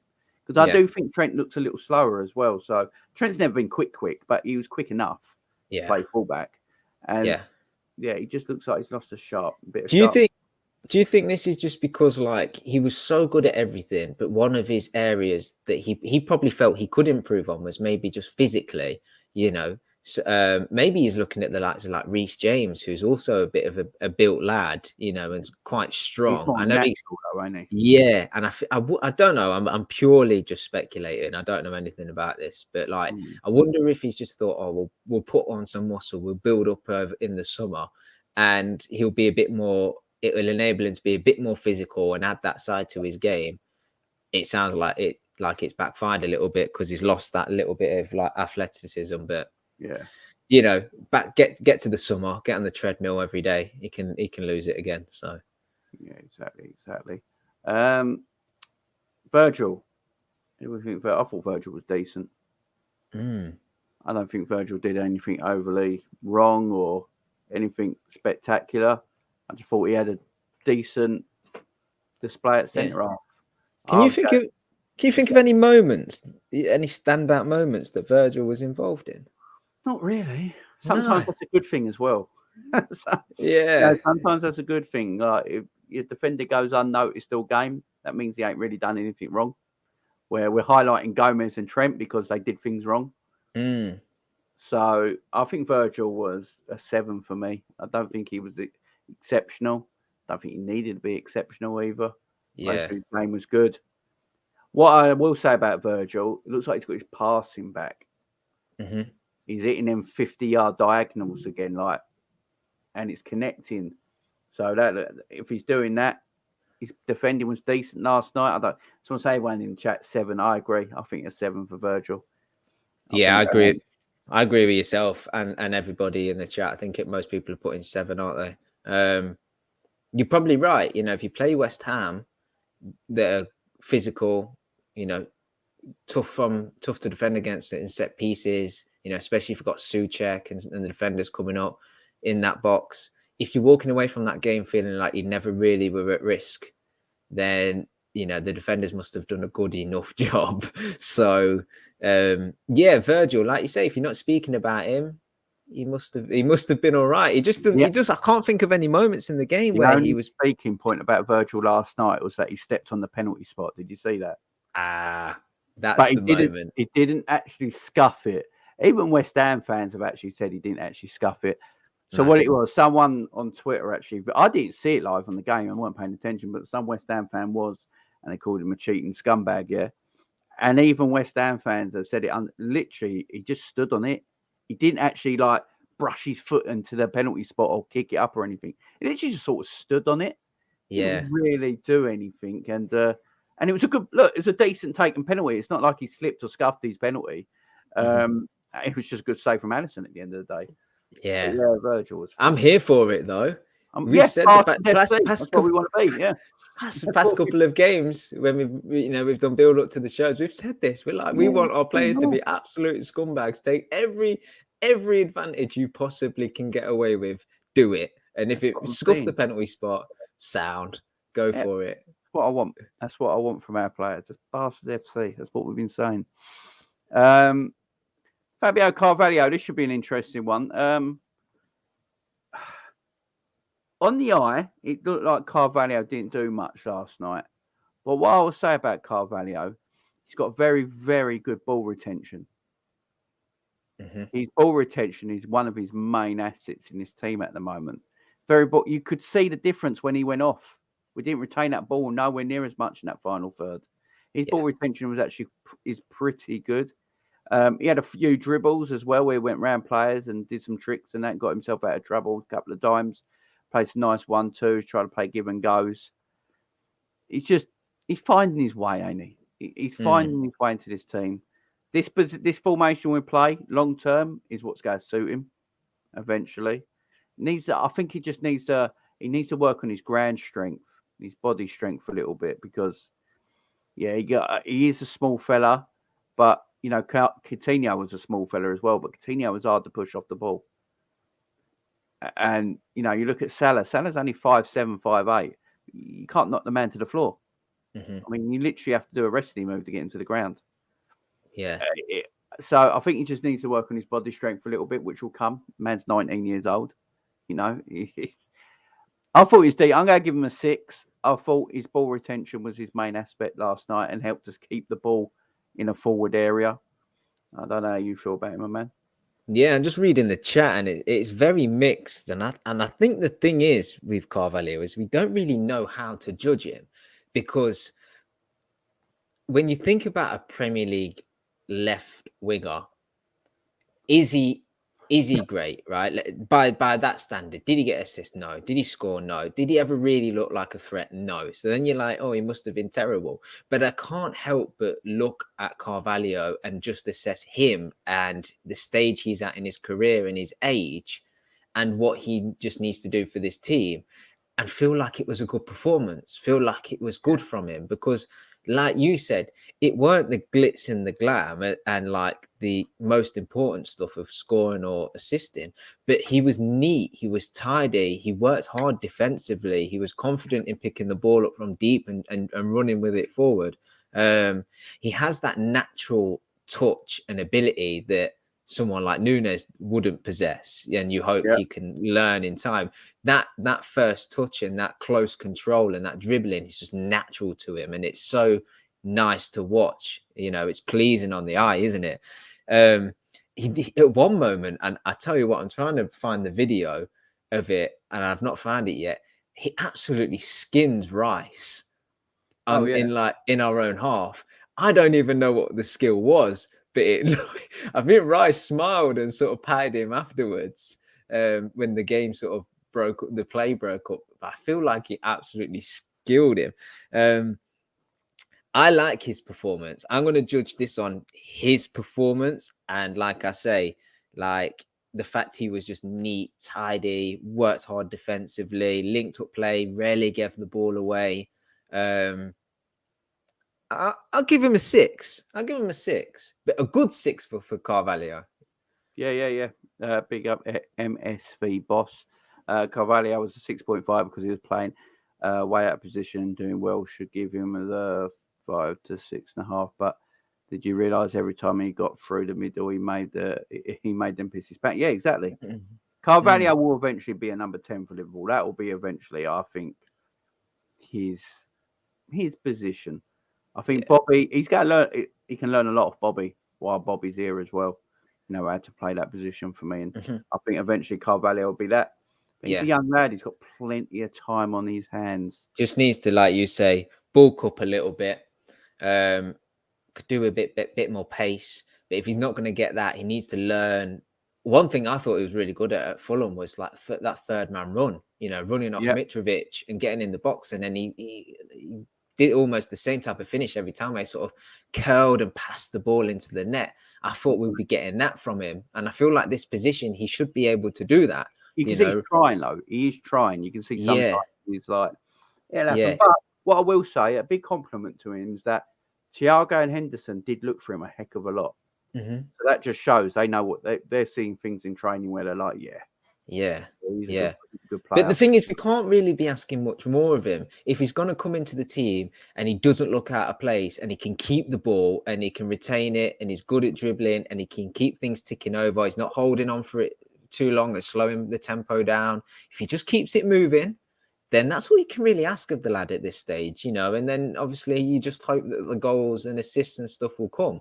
But we're not relying on him to do that. I know we are a little bit in the minute with the injuries, but you know, if everyone's fit, the type of performance he's putting in by his standard, they're good, you know. Exactly. Right, Hendo coming in for Fab for this game. I thought Hendo had a decent match all the way through, to be fair. There was a few times I thought Hendo's passing was a little sloppy, unnecessary, looked rushed. But I thought he had a decent performance in that midfield. And one thing I will say about Carvalho as well, before I just leave that. Carvalho, Declan Rice's performance for West Ham picked up massively in the second half. That's why Andy McCoy basically gave him man of the match, because Darwin came off. So he gave Declan man of the match for his second half performance. Most of that is because once Carvalho and Bobby Firmino came off, Declan Rice had more space to do what he wanted. Carvalho and Bobby were really stopping Declan doing that as well. So Carvalho's defensive part of his game was good as well, I would admit. Yeah. We praised Elliott against Man City for coming back in defending and helping out. Is that a doubling up? And Carvalho did that against West Ham, I felt, you know, not as much because obviously it's a different game. West Ham weren't getting it forward as much as Man City, but he did it, you know, and that's really important. So we shouldn't overlook that side of his game, you know. Yeah. Hendo, as I said, thought he had a decent game all round. Not a great performance, just like an average sort of performance, but didn't do anything, didn't give away anything, kept the ball simple, kept the ball moving. I thought him and Thiago in that first half defended really well. The second half was a completely different game because I think Klopp messed up on substitutions, but we'll talk about that in a minute. But yeah, I thought Endo was around a 6.5, something like that. I don't think it was anything special, but he did a job. I agree with you. Yeah, there's not too much you can say about Hendo. The only thing I would add to it is he had a couple of breaks forward where he sort of went beyond Salah and stuff, and he sort of pulled the ball back for Bobby, which he got a shot away, but too close to the defender and it deflected, almost went in actually. And then the other one where he crossed it and it was a good cross across, you know, that area between the keeper and the defender, and Zuma had to, you know, head it onto his own bar. Quite easily could have been an own goal. That quality cross, by the way. Yeah. So, you know, he was okay. No real mistakes, which is actually good for a Hendo performance at the minute. Wasn't exceptional, but do you really get exceptional performance from Hendo nowadays? Not really. And then few occasions where he got forward and he picked out the right option and almost made things happen. 6. I think 6 is fair, you know. Right. Thing is, no one. The theme of this game is it was just good, and it was a good result. But performances wise, there was nothing particularly exceptional, you know. No, I agree. Thiago in that first half for me put on a midfield clinic. In that first half, I think it was exceptional. And again, as I say, both halves were completely different games of football. But in that first half, he was just I keep saying it, in this new deep line position that Thiago's playing, I just think suits him, because if you're going to press Thiago is very press resilient, so he can still do stuff and keep the ball moving. But if you don't press him, then he has all the space in the world to do what he wants. And he sort of did that against West Ham. Some of the passing, some of his vision. Found Nunez a lot of times running the channel, which Nunez, you can see Nunez loves playing for him with him. Mm-hmm. That first half alone, I think, I'll basically gain a 7 for Thiago. I think he had a great, decent, excellent first half. Second half, not so much. Came off, obviously.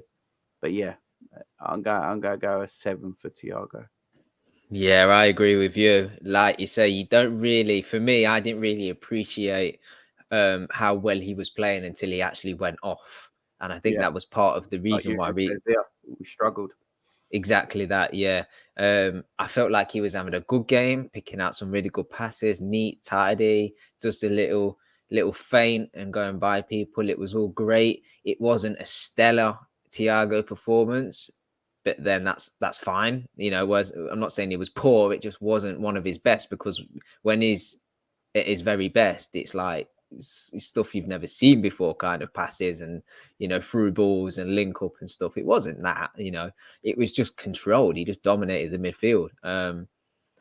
I'd give him a 7. I think anything higher than that, you're kind of expecting him to get an assist or create the chance, or, you know, there be more goals in the game or whatever. There was obviously none of that. It was just a good midfield performance by his standards. So, 7. Yeah, I agree. Now, Darwin Nunez. Now, I put a pin in the chat. There's a poll in the chat, guys, so make sure you're voting on that poll. At the moment in that poll, we have got Allison. You guys are giving Allison man of the match so far on 57%, and Nunez on 40%. Darwin Nunez was my man of the match for the time he was on. I think it was incredible. Mm-hmm. Got the winning goal. I mean, everyone can say Allison got the penalty that saved us as well. Equally true. But he was a threat, an absolute threat for the whole game he was on. I was actually shocked that he came off. I mean, he came off just even before the hour mark when the game went. I could understand him coming off if the game was done. It was still 1-0. And because I knew when I saw him coming off, I'm like, we don't really have attacking options off the bench. So whatever we bring on now, we're not going to be much of a threat as we were before. Yeah. And yeah, I just think I can understand. I think Klopp's worried about more injuries because we've lost Diaz and Jota too much. Yeah. If we lose another attacker, we are in trouble. So I think that's what he's looking at. He wants to protect him. I can understand it, but I thought could have just gave him another 10 minutes. Because I think Nunez was cooking, and I think Nunez could have easily created something that next 10 minutes or got another goal. Klopp said he had tightness in his hamstring. Big up. I didn't even hear him say that. In fact, that's all we need, ain't it? Jesus. The minute he's shown any sign, if he even itched the back of his leg, I'm pulling him off. I'm done with these hamstring injuries now. No risk whatsoever. Fair enough. I'm not surprised though. I mean, if he ran the fastest, apparently he ran the fastest time for a player in Premier League history, so his hamstring probably did get a bit tight. But yeah, if that's the case, because I never really saw his Klopp after, so if that's the case, fair enough then. Fair enough. Maybe Klopp did want to keep him on a little bit longer, but yeah, that's fair enough if that's the case. But yeah, Darwin was fantastic. He was on. I know he's all right because I've seen him in training today, so yeah, he's definitely all right. But yeah, he was fantastic. His goal, beautifully timed run. He met that header perfectly. If he went off too soon or too late for that header, he wouldn't have got it. He met the header on the flight, and that's why it's such a good header. Yeah. The 2 shots he had in the game as well, that left foot volley from that Thiago pass on the angle from 20 yards out, hitting the target, keep saving it. When he first took that, I went, please don't hit it first time, please don't hit it first time, please don't hit it. Because you could see his body shape straight away, couldn't you? It was his first time. I was like, please don't. And then I was like, whoa, it's like, great effort. And then obviously that chance he created of himself where he chested it down, left foot volley, technique was beautiful. Just so unlucky they hit the post. Goal taken well. He had another chance straight after his goal as well, didn't he? Where he hit it at the keeper. That's where he needs to just go. He just needs to go across the goalkeeper there, and he's got 2 in a minute. Yeah, I'm giving Darwin an 8 when the hour he was on for. Yeah, I agree with everything you say. And man in the match performance for me, of course it is. We won 1-0 and he got the goal. But his overall performance was brilliant. One thing I didn't pick up in the game, but I watched Match of the Day, and they highlighted was his running back defensively and his pressing was actually really good. Highlighted the presser. Yeah, highlighted a few occasions where he was. Like I say, dropping back and pressing the fullback and forcing them into playing it long, and then Virgil and was just cleaning them up. And like you say, that's exactly what we expected from him. That's the type of forward that we would recruit, is somebody that presses from the front, high energy, creates chaos. Because that's exactly what our system has all been built around with the gem pressing. And I don't know why, but I just didn't think about it. I didn't think he would be that great at pressing. I just expected him to be an out-and-out number 9, just a fox in the box kind of thing. Presser. That's why we got him. If you look at Benfica days, apparently the scouting of him was that we looked at him because he's an attacking presser, like a Mane was, like a Salah is, like a Bobby was, but he can finish at the same time. And that's why we went for him. Yeah, he's got all the attributes, hasn't he, when you consider all of them things. And like you mentioned earlier, he's very quick accelerating, off the mark, standing start. He's quick. And if you can get your triggers right in a press, he could be nicking the ball off defenders and all sorts if you can get that right, which is an exciting prospect. I said something the other day about Haaland, yeah. I think you might have heard it. He's in my middle of my rant when I was like, people comparing, like saying what Salah do when he don't score, right? And Haaland, I've been saying this, now I'll go the hill on this. If Haaland's not scoring in a game, he doesn't really do a lot. Doesn't touch the ball a lot, and he's very ineffective in the game. But Haaland only needs 4 touches and he gets a hat-trick because he's ridiculous, yeah? Darwin's different. Darwin's not the goal scorer Haaland is, but Darwin is a more busier striker off the ball than Haaland is. And I can understand why the scouting team and Liverpool went for someone like Darwin Nunez, because he fits our style of football. Klopp's never. This is why Origi never worked for Liverpool properly, because Klopp doesn't want a striker that doesn't touch the ball. Klopp wants a busy striker. Look at that. It's sort of like he's changed now, Pep, but that's what he wanted Aguero to be. Remember, he almost got rid of Aguero and had a Gabriel Jesus ready because he wanted an all-round pressing striker that touches the ball. Now Pep's changed on that because he's got Haaland in now and he's not worried so much. But yeah, Haaland, if he's not being fed, Haaland can't create himself, basically. I've never seen that yet from Haaland, really. He probably can on the occasion, but he needs to be fed and he will then... But Haaland, as I said, he can have 4 touches all 90 minutes, but still get a hat-trick because he's a freak. Yeah. Where Darwin's different. He is better off the ball.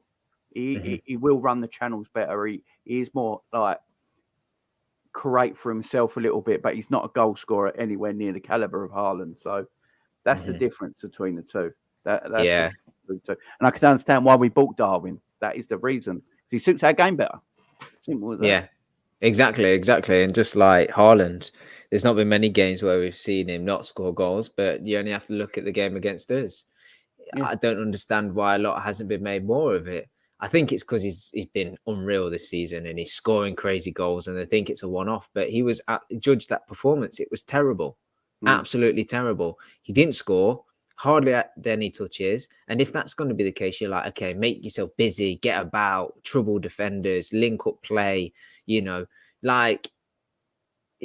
make yourself a nuisance. Did none of that. Not interested in doing any of that.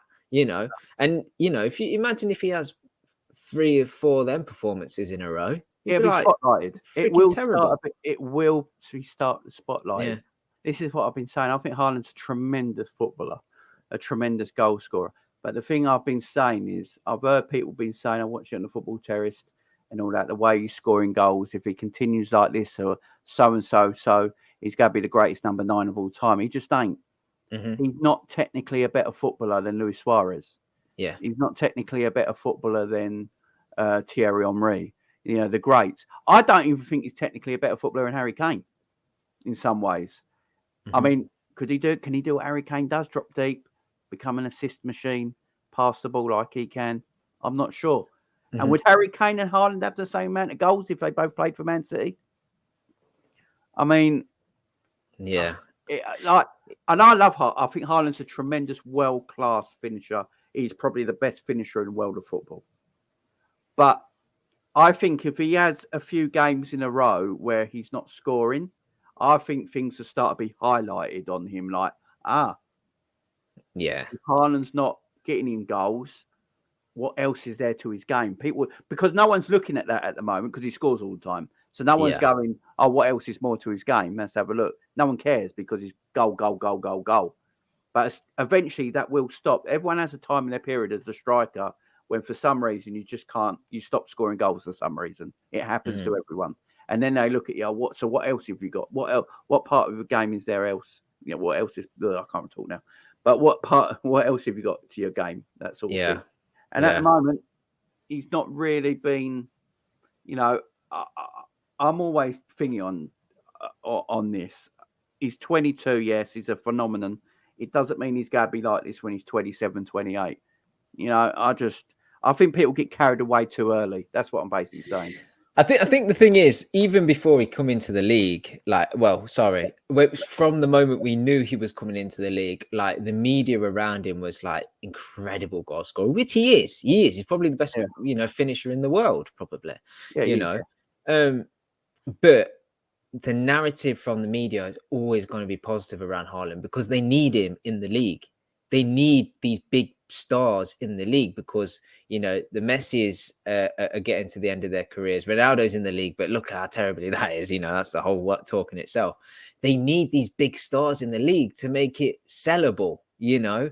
So when he was coming in, this massive goal scorer, you know, incredible player, they're going to be hyped up. Then I don't think they're really going to highlight when he has bad games because it goes against their whole sales and marketing for the league. You know, so it's going to be up to the fans and channels like this to go, actually, we know he's incredible. We're not doubting he's probably the best finisher in the world. We're not doubting that he'll probably help Man City win the league, maybe even the Champions League. But what we are saying is the games where he's not scoring, he's not doing anything else. And you can't overlook them because the same, if Nunez had that game against Liverpool, whereby he had 2 chances and he fluffed them both and he did nothing else, the same energy isn't there for him. He gets skinned alive. People do it about Mo. Exactly. Exactly. Like we've not been shy when we've said, look, Mo Salah's played, how many games he played for this season? 6, 7, 8, where he's not been good. And we've highlighted it, right? But when he is good, it's amazing. But the same energy needs to be held for Haaland if he's going to have off days. We can't just overlook it and be like, but he's an incredible goal scorer. It's a bit like, no, he had a bad day. And if you're having a bad day in front of goal, you do need to do more because there's the evidence for Man City is that they can win league titles, not easily because we've ran them close, but they can they can dominate leagues playing with a false 9, a striker that isn't necessarily prolific. So now they've got one.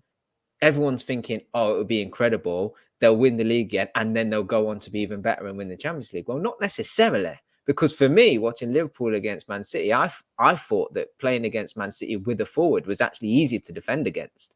I get really worried when we play Man City and they have a false 9 because they overload the midfield and they're so intricate. And Sterling. Constantly switching around, struggling to keep up with players. They catch you out in spaces and half spaces, you know, and they suddenly score goals. You know, that's what they've been doing. The evidence is there for the past 5-6 years, you know, maybe even longer. They've now got a forward in, and we're all thinking because he's an incredible goal scorer, he's had a good start to his career, that their overall success will be better. And that's probably going to be the case, but there's not evidence of it yet. So we just need to wait and see. I'd love to have Haaland in our club. I think he's the best finisher in the world. I think he's an incredible player. But I'm just saying, if he has bad days, we need to hold the same energy. Yeah, totally.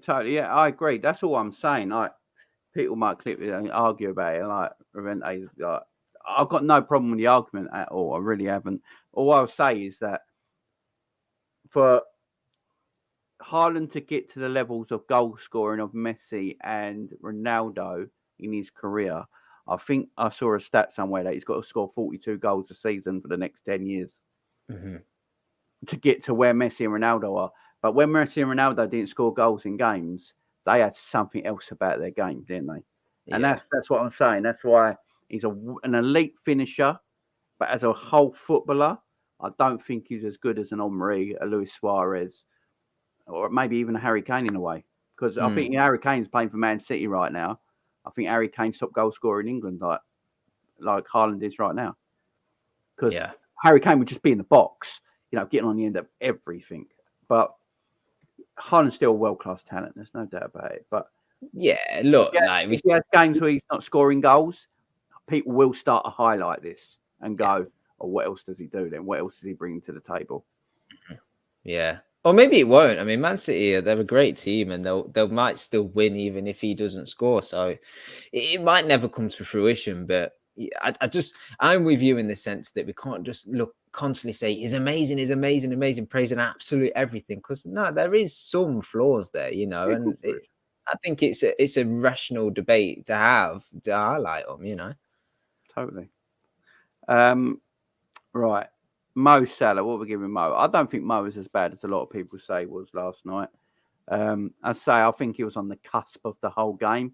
It was just one thing out of just doing something crazy, I thought, the whole match. He had them 2 chances when he took the defenders on. Almost got to that one when he almost went one-on-one with the goalkeeper. The keeper just got there before him. There was that other one where he dragged Zuma all over the shot, but just put too much on it and he went out of play before he could get his shot out one-on-one with the goalkeeper again. It's on the cusp of everything, weren't he, Mo? I'm going a 7 for Mo because Mo is still, the opposition look at Mo Salah like he's still a problem. I always say when Mo don't play for us, we always look weaker no matter what because Mo's an issue. Mo takes up, Mo's at that stage in his career now when players look at it and you have to double or triple him up. Because you do that, you can leave space everywhere else. Mo's just got that presence about him now as a footballer. He's up there now with the world's best in attackers that have that presence. And I thought he was decent yesterday. I'll give him Mo a 7. I thought he was decent. He was on the cusp of everything. He's a couple of touches away from getting 2 goals yesterday, really. And then we're all saying then. So I'm going to give Mo a 7. That chance, especially where he was running down on goal and Fabianski come out and just managed to sort of block it. Yeah. If he could have just got a touch to take it round him, he could have bought himself a penalty. But I mean, it's one of them. It's split. It's split second decision making, isn't it? Like. You can't really blame him for it. It's just in hindsight, you kind of look at it and you look at it slowed down and go, "Oh, Mo, if you could have just tried to abort a foul there, you could have got a penalty quite easily." Because he got there ahead of the keeper. He just tried to, toe bang it in, and he obviously got saved. I felt like his performance was okay. It wasn't as bad as it's been this season. He wasn't totally missing. Like he was in the game. Just didn't really come to fruition. Didn't really get loads of chances and what have you. But like I'm trying to think of that second half, especially where, in fairness to West Ham, it was a lot of them putting pressure on us and us sitting back and trying to counter. And I'm trying to think of moments where perhaps he could have done a bit better, but it's a bit harsh because he was on the shoulder of the defense. He got played through a couple of times. One time it was offside. The other time was that Fabianski save. Once he did receive the ball up top, he was kind of isolated. And I know he spun Cancelo the other week, and we've seen him do that a lot of times. But he's not going to do that week in, week out. Like I thought you said spunked Cancelo. or that. It works. I'm torn, but like I would have given him a 6.5 to be honest. Yeah, I can't put points on that. That's the only thing. Yeah. What did you say? 7? Yeah, because I can't put. I was Okay. thinking 6.5, but I don't think it was as bad as a 6. So I went 7. Okay. Yeah. Okay. Go 7. I Yeah. think everyone's 6.5s and 7.5s and 7s in the chat. So Mm. yeah, everyone's on the same sort of wavelength there. Put Mo in the 7. Bobby Firmino. Go on, Kev, you can have first digs on Bobby here. I'm trying to remember back to what he did well in the game. He was just kind of there and okay. I can't think of moments other than that one chance he was there. I'm trying to think back. There was a chance he had. Yeah, deflected, didn't it? Went out for a goal kick. Deflected, went out for a goal. There was another one from a corner where he managed to get the shot away, but it was so tight. And I think the defender was just a second off and he managed to sort of block it. So you can't really criticize him for that. A 6. I can't think of too many moments that Bobby was involved in, to be honest. But he also wasn't bad. Like his touch was there, his pass was there, he was completely fine. Just not a lot happened going forward for him. So he was just okay. Unless you can think of any other moments or anything else he did particularly well or bad. I think what Bobby did well is he stopped Declan Rice. Okay. That's what I look at. Declan Rice became a force in the second half when Bobby went on. He got his freedom. I think the way Klopp deployed Bobby was Carvalho playing the 10. I think he put Bobby in the 10 because Bobby came back as that third extra midfielder, didn't he? And he sort of stopped Declan Rice having any influence on the game. And Declan Rice's influence in the game grew massively once Bobby left. So for that, I think that was Bobby's main thing. He's very good at winning the ball back at times from behind. He gets a little toe on something, don't he? Wins it back. He's always good on the press, but attacking wise, nothing. I'm going a 6 for Bobby. Attacking wise, I didn't think he did much. Yeah, I don't. It's a funny game, this one. I don't know. I'm so happy that we got the 3 points that it's kind of overshadowing some of the performances. Maybe I don't, and obviously our form going into it. I know we had a good win against Man City, but we've been pretty poor. I was just kind of happy with the performance, but is that me lowering the bar for us? I don't know, because I suppose in years gone by we'd maybe be a bit more, negative and say we should have created more. We should have had more clear-cut chances. We should have scored more goals, but. We have to judge it on how the team's been performing, and it was one of our better performances. So, largely defensive. Don't get me wrong, but they didn't concede, so that's still a good thing. This is a weird one to rate. It is a tough one to rate, I will admit. Now, this is where it gets tasty. The 3 substitutions that Klopp made, which was,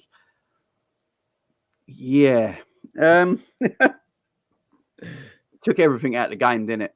It took everything out of our game. We become so sterile after that, weren't we? Shooting blank, terrible. Not to the fault of these players, but it just that Curtis Jones, let's get Curtis Jones. I'm giving Curtis Jones a 5.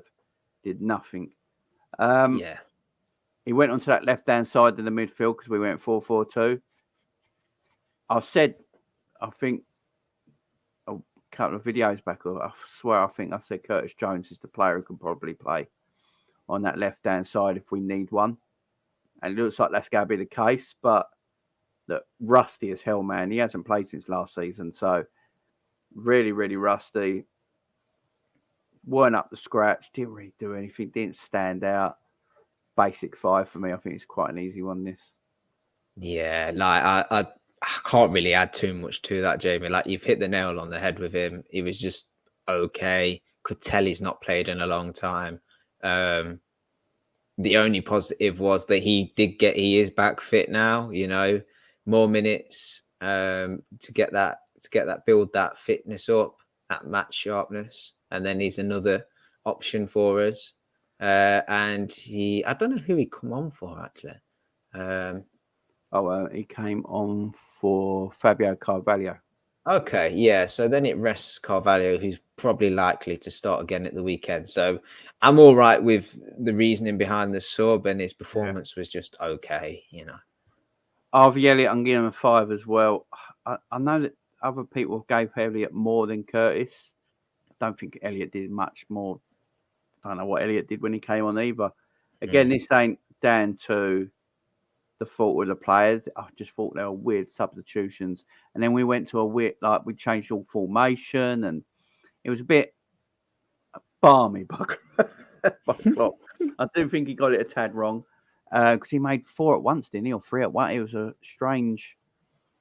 He wasn't the worst substitution, by the way. We'll get into that next. But yeah, Curtis Jones and it get a 5 for me. I don't know about you, Kev. Yeah, like if we were doing decimal points, I'd say Harvey's at the higher end of the 5 and Curtis is at the lower end of the 5. But I think when the difference between Curtis and Elliott is that Elliott was more had higher energy. He looked like he'd was sharper and he was fitter. Yeah. And he was picking up the ball and he was passing it quite neat and tidy. He was getting back and defending, but defending with aggression. You know, a couple of occasions he sort of won the ball back, or he'd kick it out of play and nick the ball off the opposition and stuff. So felt like he had a bit more impact than Curtis, but neither of them were, you know, brilliant. And I suppose they didn't really have the time to be. Well, they played it off an hour actually. Yeah, they were just okay. You know, at this point, we're trying to see out the game, aren't we? So they did the job that they needed to, but. But moving on, talking about doing jobs. We need Jesus. To do this Fabinho, Jesus Christ. I think people have been fair to give him a 5. I'm not giving him nowhere near that. Fabinho was poor, man. Really poor. And he got spun by every single West Ham player he got on. Is it that guy Downs who made his Premier League debut for West Ham? Just walked past him. Like literally walked past him. I've been talking about Fabinho for so long now. I think I was one of the first people to start chatting about it. And now everyone's talking about it. And there's a massive issue with Fabinho. There just is. I don't think Fabinho is one of them players you can bring on with half hour ago when it's only 1-0.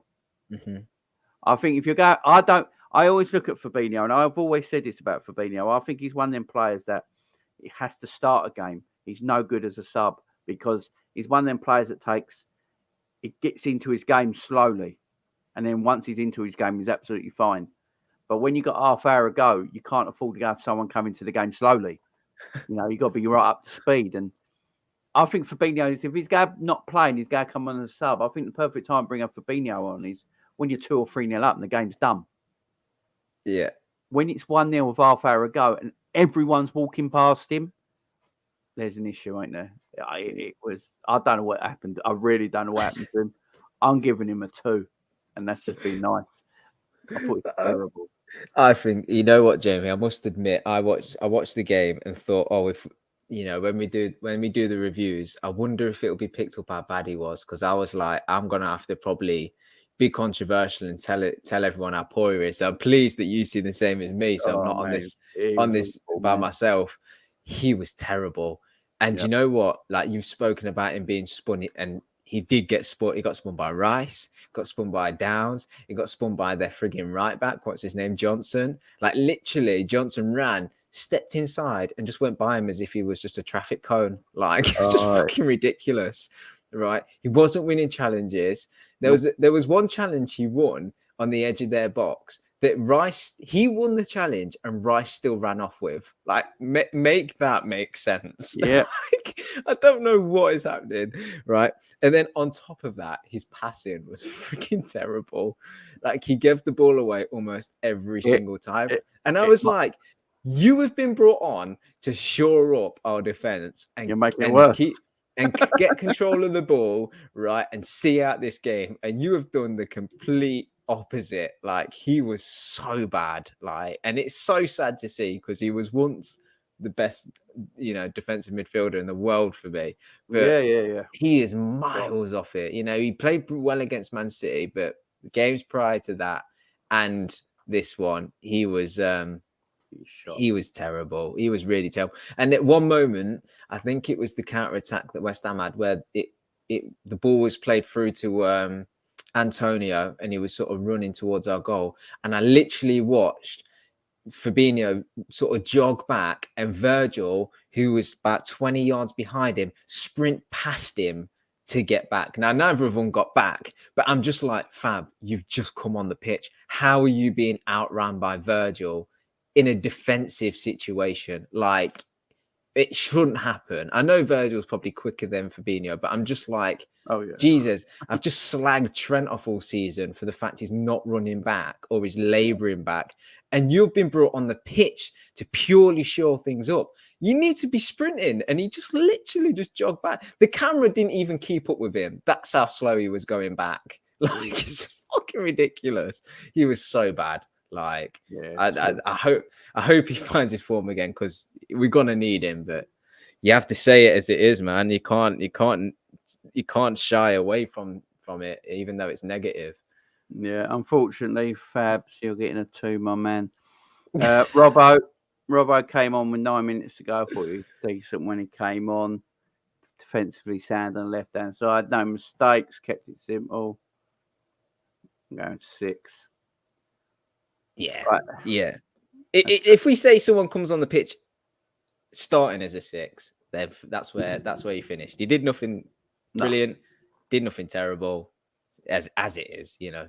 Right, James Milner's getting a 7 from me because he saved us. I still don't know how he managed to do it. He's getting a 7. He's had 2 good performances in a row now. Mm-hmm. And when he came on, he was like, I ain't messing around, kicking people, saving things, putting the ball in the corner. Yeah, 7 all day long. Needed that professionalism when he came on for me. He was the best sub. He was the best sub. Look at everyone that came on. 35-year-old James Milner was the best sub.